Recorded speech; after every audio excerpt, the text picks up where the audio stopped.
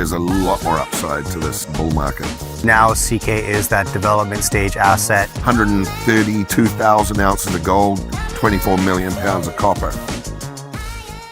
Luke, it's so good to have you in the studio, man. I feel like I've been waiting for this conversation for a few months now. Awesome to be here. There's a handful of different directions I want to go. I want to unpack your core projects, what you're working on. But before I get to that, I just got to ask, as somebody who's been in the business for as long as you have, there's a lot of like new headlines that are disrupting the way people think about our industry, the raw materials sector, right? In a new way with a new sense of urgency. But having said that, it's still really hard when you see these, whether it's like trade aggression headlines, import taxes, export restrictions, whatever. It's hard to determine noise from signal. So how do you do that, right? As somebody with a lot of exposure to both gold and copper, right? On a couple different continents, how do you interpret what you're seeing from a trade standpoint, new American administration standpoint, and how do you make sense of it? It's simple. It's an evolutionary process. It became, as we know, a misnomer or a dirty industry, the mining industry, right? Unnecessary. We don't need it. Was almost, I think, the mantra, and has been for almost 2 decades.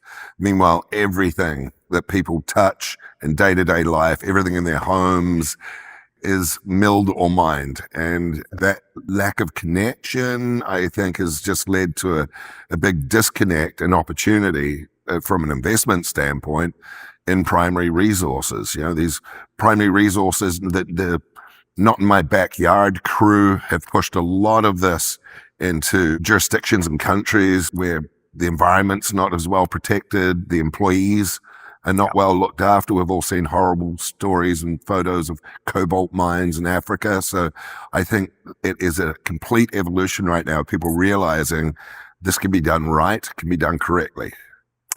I love that you said that. And it's my hope that you're like bang on, and that people begin to realize all the friction we had with the natural resource sector was in response to, environment for the most part. But what you just said is so bang on. There's, when it comes to a country like Canada, for example, that vilified the extraction industry for 10, 12 years, very aggressively, for the reasons that actually make far more sense to actually build those mines in Canada, where we have the highest environmental standards in the world, where workers are equipped with safety equipment and they're trained and they have healthcare and regulated work hours and all that stuff. It's actually the best place and safest place to build is in these developed countries, Canada, US, where the opposition's been for the last 12 years. That's the evolution process that you're talking about. People are getting around that, you think? I think it was even more severe than just that. So it was not just not in my backyard, but then here in Canada and the US as well, lesser so, thankfully, in Australia, but Canada and the US was the institutions or the funds were also then shunned from deploying capital into these sectors. Yeah. So with ESG and DEI and all the different aspects that have been stacked on top of companies and these projects, equator principles around mining projects internationally, it became next to impossible for, these large pension funds and such to deploy capital, invest money into mining and energy companies. So again, that was a trend that occurred over probably 20, 25 years that is now being, I think, rectified. The pendulum's swinging. It swung far too far the wrong direction. And like we discussed, it just deployed capital into the wrong jurisdictions, money from, the wrong sources. And that was not good for the environment or anybody. So do you think that, whether it's new geopolitical frameworks and trade relationships fracturing a little bit, supply of materials is less certain, you think it's, the tech sector waking up to they actually can't build the future they promised without the ingredients that this industry delivers?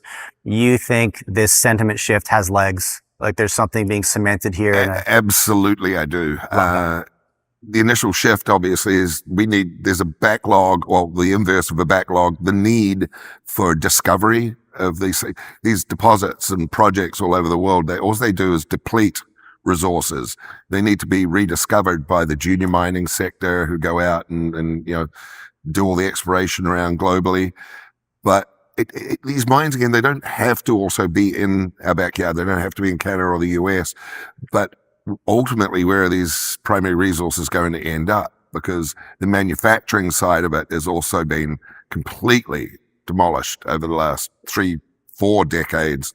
Everything's been pushed offshore, just like the mining industry itself. So that's why I call it an evolutionary process. We're about 30-40 years behind the step, right? Because of policy and decision that was made, governmental and otherwise. The whole environmental undertaking with global warming, and then climate change. And then the realization that, like we've discussed, when you just then send all these things ad hoc into jurisdictions where they're not properly being measured, or processes where you're not looking after the environment, it's a negative step. So we've got to go in, make discoveries, but ultimately there's got to be industry for them to be fed into, which is not just necessarily China. Yes. Yeah. And it's like these political narratives are suddenly being stress tested in the real world. It's easy to, we've been talking about the copper deficit, for example, for a decade, right? But a decade out, nobody worries about a decade out, right? Until suddenly next year. And suddenly we're in this frothy AI race, and we just can't build the data centers that we need to. We're in this new sort of uncertain geopolitical world, and Lockheed Martin's like 2 to 5 years behind on timelines because they can't get the ingredients, right? And suddenly these things have come to a head, and those narratives just aren't holding up, and people have to face a new reality, which is good, right? It's a reckoning, and it's kind of like coming to truth, right? This is how the world has to function.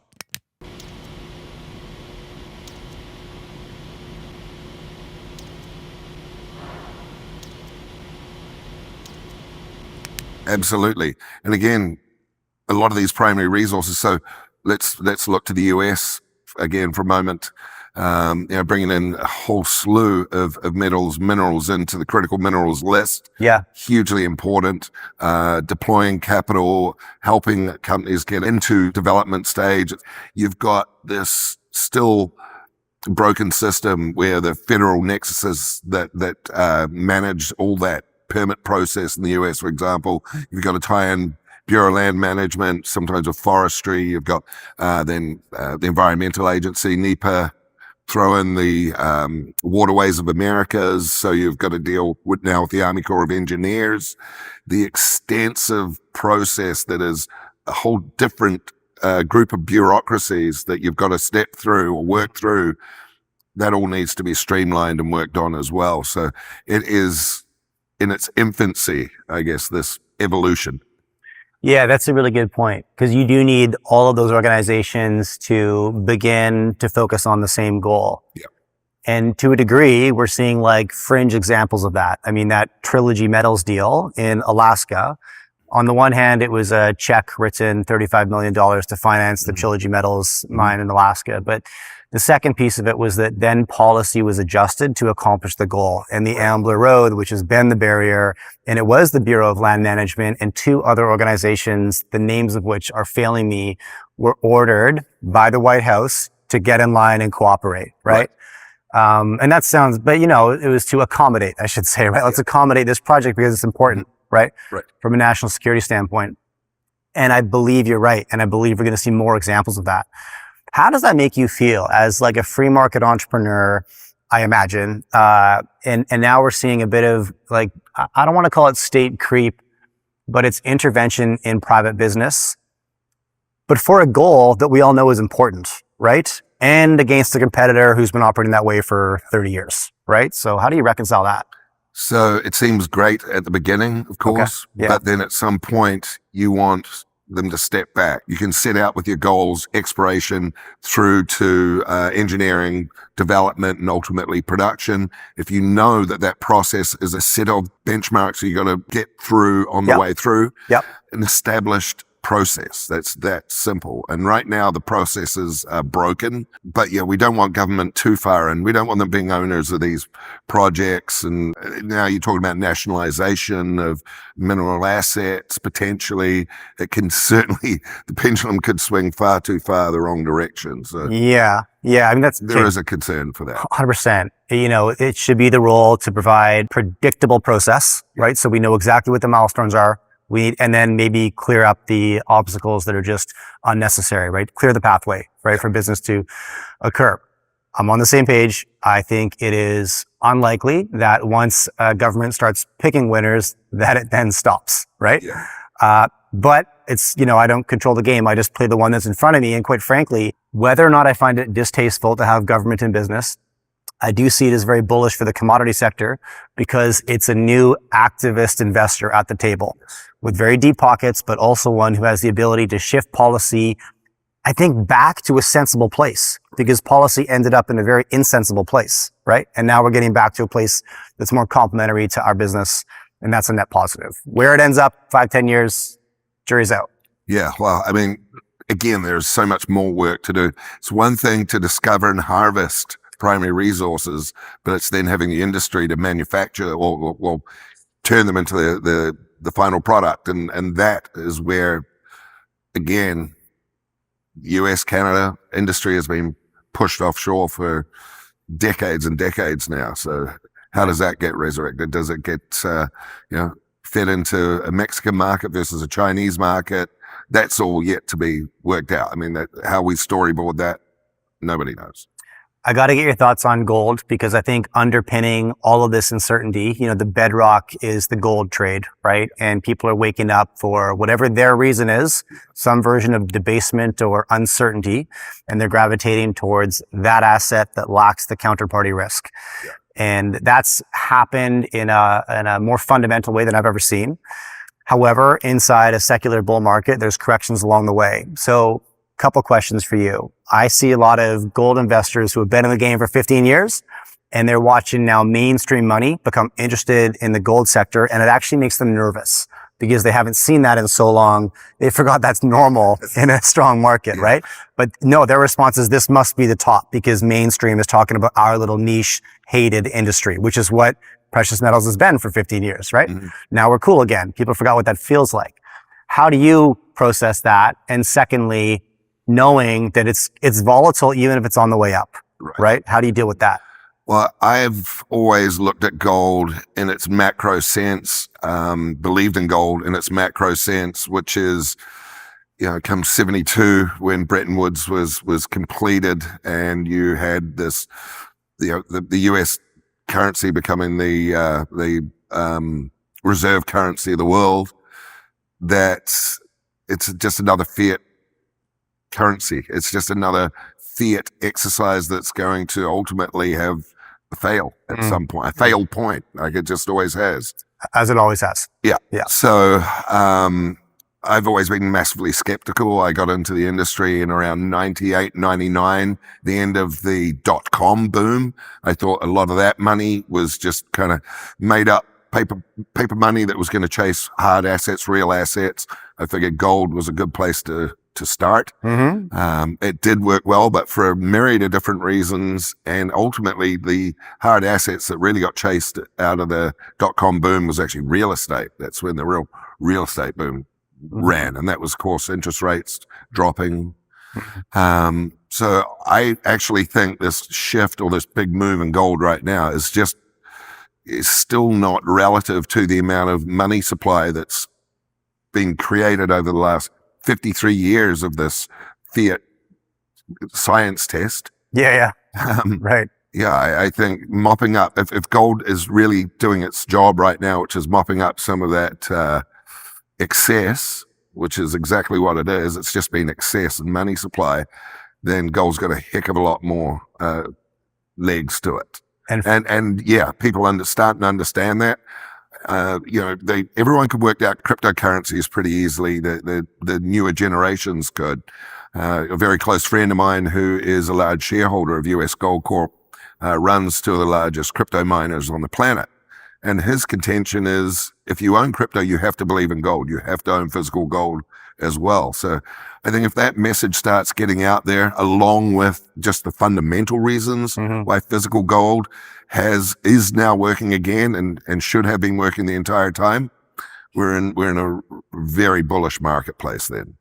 So then I got to go back to your 27 years in the business, right? You've seen a lot of volatility. You've seen markets turn on, turn off, turn on again, turn off while they're turning on, et cetera, et cetera. Yeah.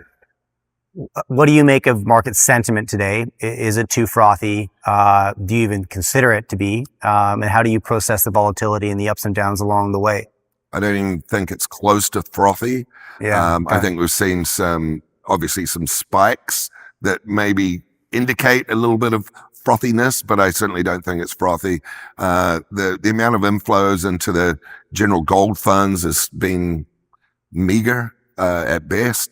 Okay, so let's talk about that sort of 99 through 2004, the first big rush back into gold after the brown trade in 2000, I think it was, when gold hit $253 an ounce. And then all of a sudden people saw a bottom and money started to come in. The generalist flows then were quite noticeable. You could very much see them. There was very few gold specific funds at the time. So those gold specific funds saw mass amounts of inflow. Why? Because they're the sophisticated investors in the arena generally. We haven't seen that yet. We've not seen these huge amounts of money move into the likes of Joe Foster's fund over at Van Eck, and could list them off as long as we want to. That has not occurred yet. The other thing you see in a frothy market, of course, is more of a retail approach where you start to hear people, general public, speaking about, gold as, or the latest gold stock or whatever. I mean, we're half a decade away from that, in my opinion. This is just the beginning. Yeah, I tend to agree. And I was in Japan 2 weeks ago with 7 other entrepreneurs, all very successful guys. They made a pile of money, and they're critical thinkers, smart individuals, and they invest, not one of them has a dollar in the gold sector, and not one of them had a curiosity about the gold sector. This is just a couple weeks ago. Yes. Gold was at $4,000. Yet their investment strategy was like, we just invest in the broad US equities market because that's the most obvious thing anybody should do, which speaks to exactly what you just said, that inside the circle in the precious metals community, we can be fooled to be thinking that it's getting a little bit hot. You take one step outside that circle, it's not even in the conversation yet, right? Yeah. Yeah. I mean, when you look at the earnings ratios on tech companies and all the different variables therein, there's a lot more upside to this bull market. Okay. So walk me through, I'd love to just get like the Coles notes, Luke, on what pulled you into the sector, your first projects, the first things that worked well, the first hard lessons you learned along the way. Yeah, certainly. Again, it was back in 99, and I decided very much that I wanted to get into the what was a well-established business. I was living here in Vancouver, Canada, so I was well aware of the big business in Vancouver, especially at the time, which was the mining industry. I had inherently really had a true belief in gold. I told you right from my knowledge of what occurred through the 70s into the big bull run in 1980 that saw gold run through $850, etc. I wanted to get a piece of that business. I wanted to get into the business. So I was introduced to a project in Val-d'Or, Quebec that needed financing. And I ran around Vancouver trying to meet with brokers into 2000 that might finance the exploration on this project. And the brokers were gone. There was 2 active brokers that I could find, one at Canaccord and one at Hayward Securities, that were actively looking and still talking to junior mining companies in the gold space. So I just started focusing on pestering those 2 individuals. Yeah. And one of them turned around and said, look, I'll finance this project and I'll finance that company, but I want you to leave them and come and work for me at Canaccord. That was Ian Gordon was his name. I was going to ask his name. Yeah, all right, very cool. Your father knew him pretty well. So I stepped over from working for this junior mining company to working over at Canaccord, and we started financing just a myriad of junior mining companies coming out of that 99, 2000 dark patch, which of course was fed ultimately by the Bre-X scandal in 97 initially, but getting people back to the table was extremely hard.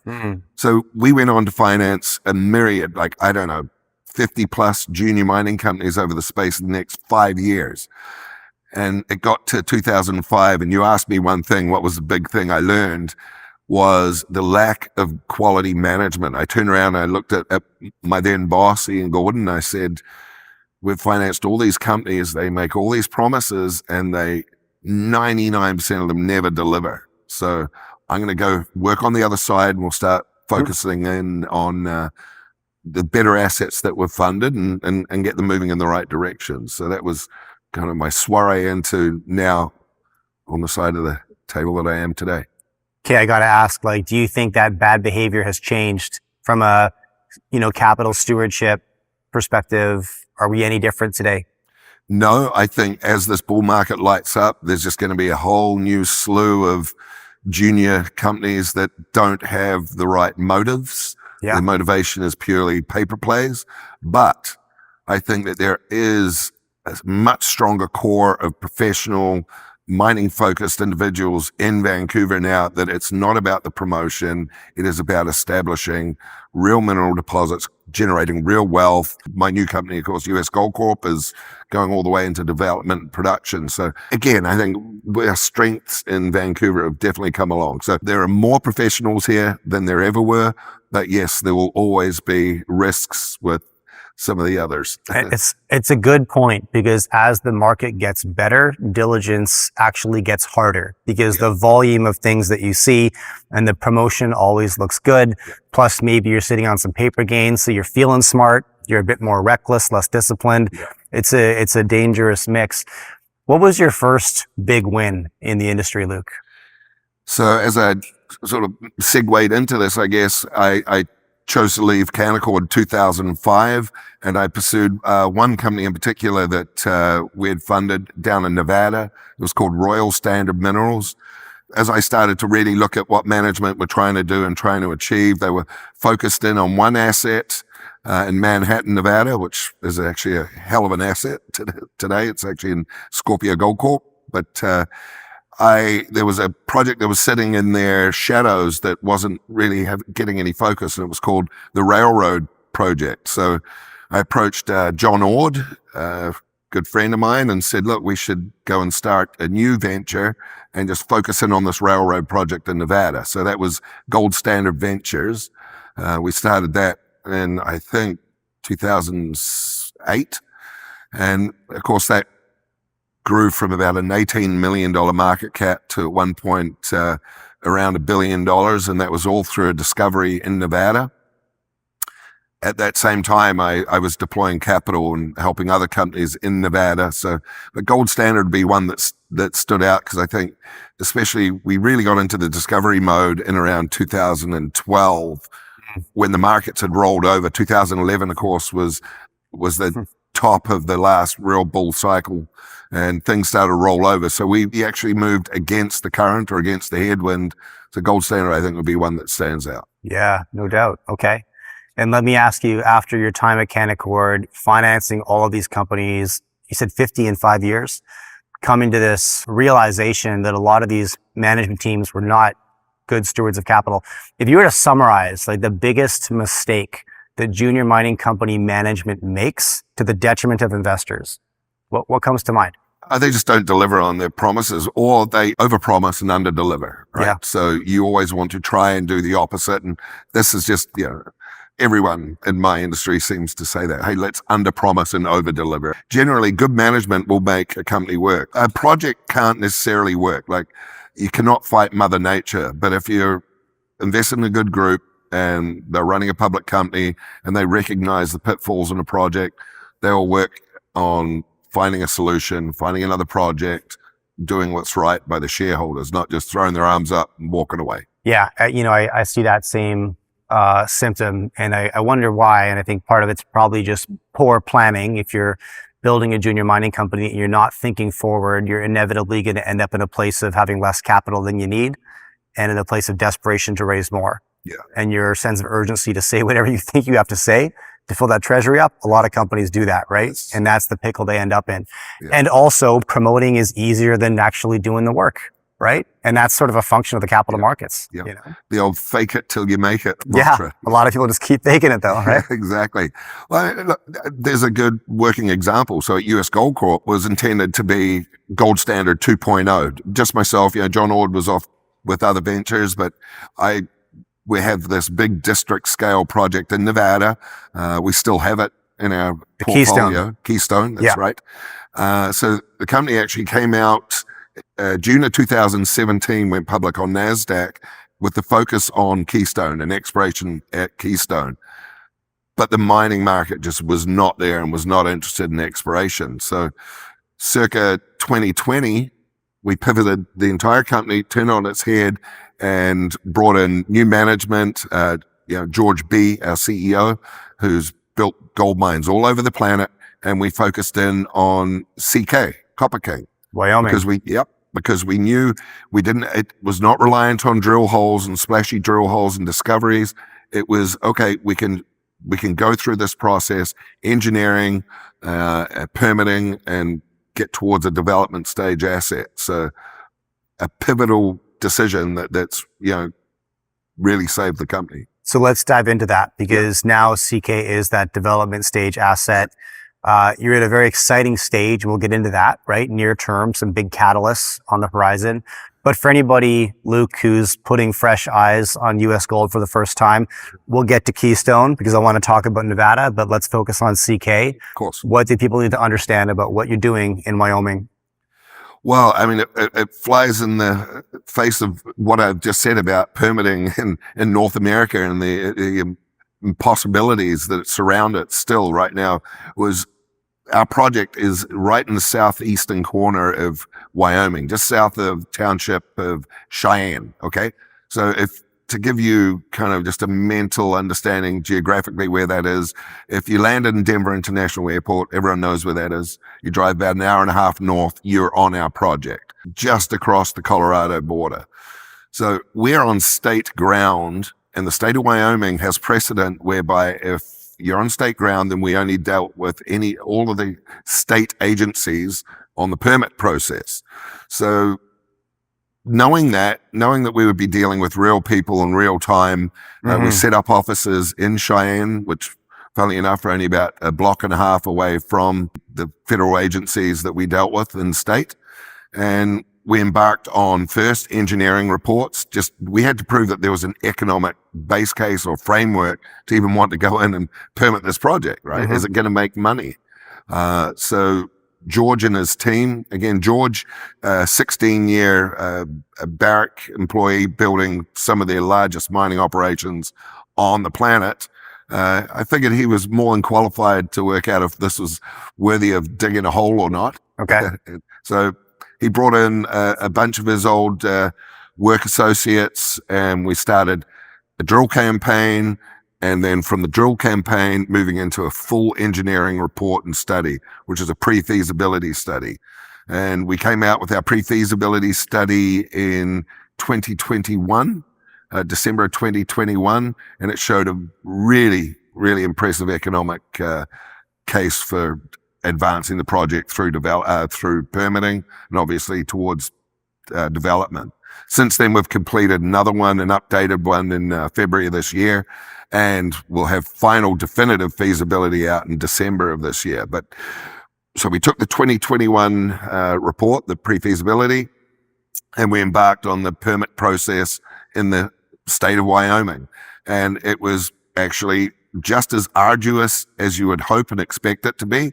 Hey, we're dealing with air quality, we're dealing with water containment, wastewater, noise, impact on traffic studies, all sorts of different variables, which are important when you're dealing with a project 20 miles outside of a township, within short distance of people's homes. So we embarked on all sorts of local community, education, social outreach, but worked in with the state regulators, and we received permits to mine in November of last year. Okay. So, permits to mine in November of last year. Yeah. All right. So in the space of 4 years, fully engineered, fully permitted, which is, And this is like 1.6 million ounces of gold equivalent. The AISC is what caught my eye. It's like $937 per ounce. Correct. Right there. And projection around 100,000 ounces per year at the gate. Yeah, 110,000 ounces per annum. The first year of production is the most impressive. 132,000 ounces of gold, 24 million pounds of copper. You really want these things front end loaded like that. Right. Explain that. Why is that? The mineralization is exposed right at surface. So it's a very low strip. It's an open pit. It's a porphyry deposit. It's open pit is the method of mining. However, up front with exposed mineralization at surface, you're all pretty much zero strip in the first year. It's the amount of dirt you have to remove to get at the metal adds cost. Right. And even life of mine, though, it's under 0.9 to 1 strip ratio, which I know, a lot of people listening might not understand that variable, but it's extremely low. So that's, again, what keeps it low cost. Yeah. Okay. Bankable feasibility study due by the end of this year. Correct. But you're not waiting on that to make the construction decision. Is that correct? You already feel quite convicted in this. Correct. And, we've given plenty of hints to that publicly lately. We signed under a month ago our power usage agreement with Black Hills Energy. Okay. So that they're going to start transmission of power to the project. And this is testament to the amazing location of this project. They're transmitting power all the way to the project at their cost. And then we pay them amortized for our power usage. So 7.2 cents a kilowatt hour, which is extremely low. And again, we don't pay for that transmission. We pay for it through that power usage. We've also announced that we're about to embark on building our access road from the deposit out to the paved road, which is about 2 miles. It's not too far. We're not, again, somewhere in the high Andes or off in Alaska. We've got paved road just 2 miles away. So there are little Easter eggs that we keep dropping out public domain that show that this project's getting developed. But it'll culminate to the definitive agreement, the definitive feasibility coming out December. And that's just really to help us drop the cost of capital to build it. It gives more confidence to the banks and the institutions and the lenders so we can create more competitive tension around the loan that we ultimately will embark on, because we want to do this predominantly in debt. In fact, all in debt if possible. Oh, yeah. Okay. Yeah. That's interesting. Okay. And that kind of gets me to, so that's the next step. You get the bankable feasibility by the end of the year. That allows you to take that offer to the market, solicit bids. And the more, you can show this to, obviously the more competitive your cost of capital will be. You want to do as much of it as possible via debt. But just, you've maintained an incredibly tight share structure along the way. 14 million shares out? Yeah, 14.3. 14.3 million shares out for a company that's got production in the near term view. So 2 things. Walk me through that strategy. Was that an accident? Was it intentional? How did you manage that? Right. And is that part of the same philosophy that's attracting you to a debt financed mine? Well, that circles back to our discussion about management, strength of management. We're aligned with our shareholders, and you'll hear me say that a lot, but we're aligned with our shareholders. Why? Because we are shareholders. So we've invested our own capital into the company. When your focus is the stock, then you have every other shareholder aligned with you. And quite often in management teams, you don't see that. They've been diluted down over a 10-year period in their company. Now they're more interested in just raising capital, ensuring that they're paying their own wages, and becomes a lifestyle company. So that's not occurred. That 14.3 million shares of issued and outstanding, we have raised in the realm of 70 million US during that time to get the project to where it is today. So it's been a labor of love, to be blunt, to keep the share structure so tight. So we are definitely not interested in having that all of a sudden blow up at the culmination of now going into production. And ultimately, you also do generally want to build these things, and especially a robust economic proposition like CK, you want to do it all with debt. because why take the equity? Sure. Yeah. Okay. You got a lot of analyst coverage. I think Beacon Securities, Roth Capital, HC Wainwright, Paradigm, forgetting a couple, I think. Can you walk me through the timeline as best you can estimate?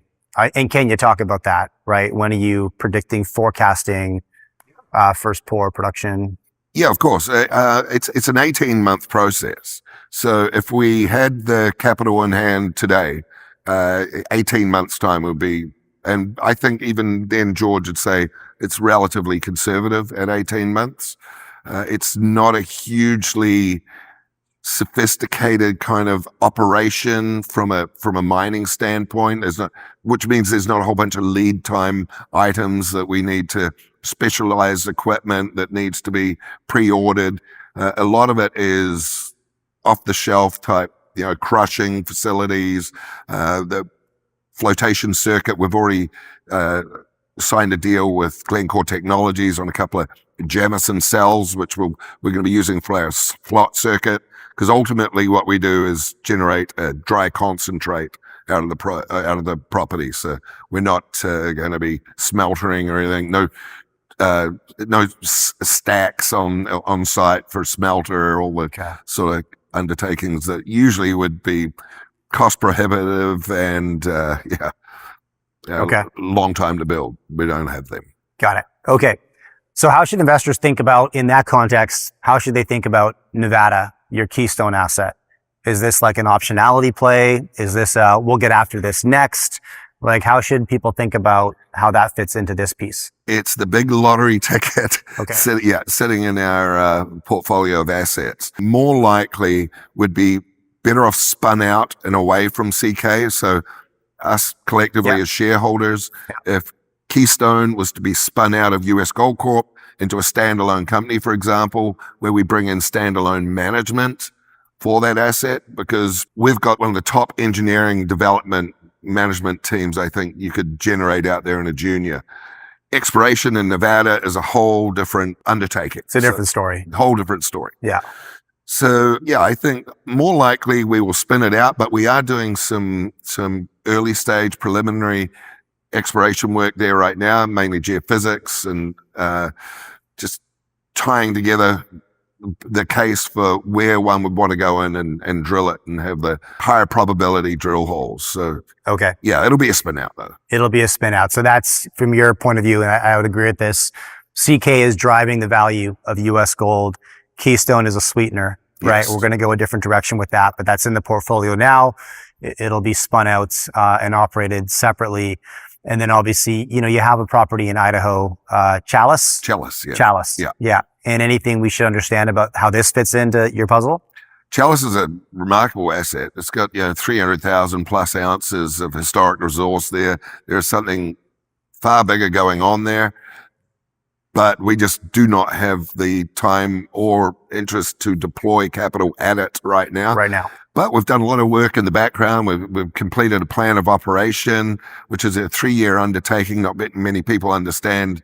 When if you're a single asset company and you want to go explore something in the US on Bureau of Land Management ground these days, you need a plan of operation. And the plan of operation, again, is taking upwards of 3 years. So Chalice is geared up and ready to go for a major exploration undertaking. We just we're not there right now. Well, you can only do so many things well at once. Exactly. And also investors can only decipher value in so many ways. And if the story is too complex and you got things over here and it's like, no, we're building CK. Yeah. That's what's driving the value of this company. Yeah. We got a couple optionality plays over here, but this is what's driving the value, right? So come for this, stick around for that, right? That's the strategy right now. Yes. Yeah. Okay. My audience wanted to hear about US Gold and CK. I'm inclined to ask if we can talk about Leviathan. And if we do that another time, you let me know. But can we get into that a little bit? Yeah, I'm more than happy to. Awesome. Talk about it. Okay. So Leviathan, copper, right? Yes. Different story. Yeah. I think your timing's really good and interesting given, like we talked about at the front end of this interview, that copper cliff isn't 10 years away anymore. It's like, just last month, Bank of America, Goldman Sachs, they're all revising their copper forecasts not for 2030, but for 2026, Yeah. right? Moving into a deficit next year in response to Grasberg in Indonesia shutting down, second biggest copper mine in the world, among many other things. The industry is in such a supply crunch that little events like that, it's not little, it's a big mine, but it's very vulnerable to disruptions right now. They make a big ripple, Yes. right? So walk me through Leviathan. Yeah, well, look, and the other bit you're missing is the demand, meanwhile, is just exponentially growing. You know, we're all familiar now, we've all heard the adage that Google search versus an AI search, you know, AI search requiring 10 times the amount of computation, Yeah. the amount of energy that's required therein, transmission of energy, electrification, the automotive industry, the demand on copper, along with other metals, but copper in particular is, I see no sustainable way that this earth is going to keep pace with it. So Agreed. I think copper has got a huge amount of legs to it. I've been very much enamored with copper for about 5 years. So I instructed a very good friend of mine and a geologist over at Leviathan, Jeremy Crozier. I said, let's go find world-class copper asset. Let's get to work on it. And, you know, most of the results or returns on that are these big, deep, high Andes porphyry targets or into Arizona. You know, they're more common what you would look at as being a tier one kind of discovery project. Well, Jeremy came back with a very big land package on the Kalahari Copper Belt in Botswana. And I didn't know much about Africa. I knew nothing about Africa. I've been to South Africa a couple of times. I always found and believed that Africa, most countries in Africa were difficult, unstable jurisdictions and not places I wanted to invest my money or time. I was convinced otherwise to go down to Botswana, visit.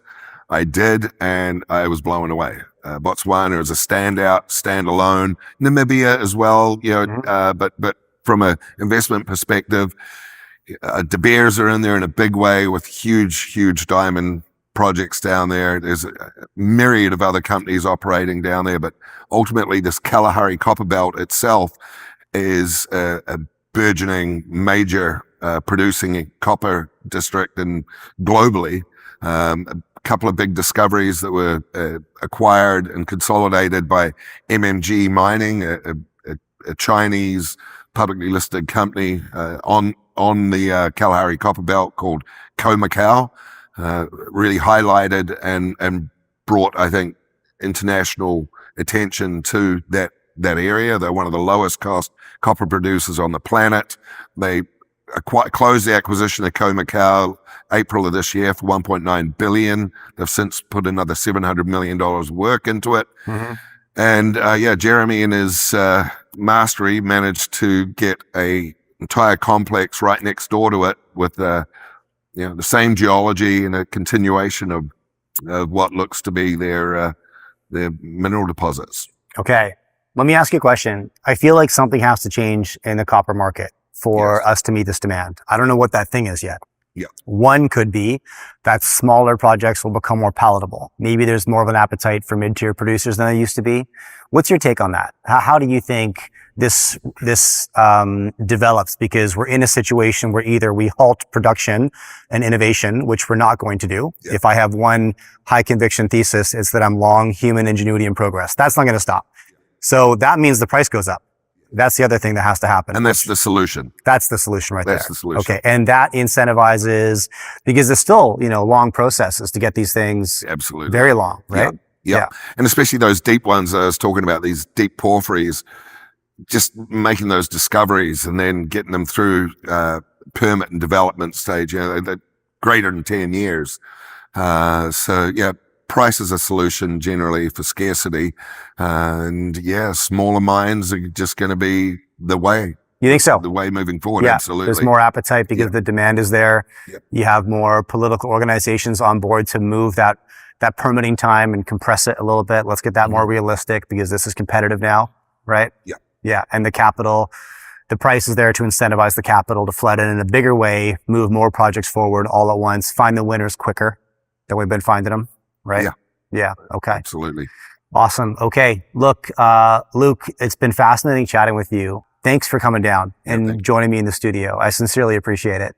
congratulations on US Gold and the CK asset. So we know what to look forward to, my audience. We have the near-term catalyst that's right around the corner, and that's very exciting, and a good understanding of the, project mechanics at this point. And then keep our eyes open because Leviathan's coming. Yeah, Yeah. Okay. most definitely is. All right. Thank you. Thank you.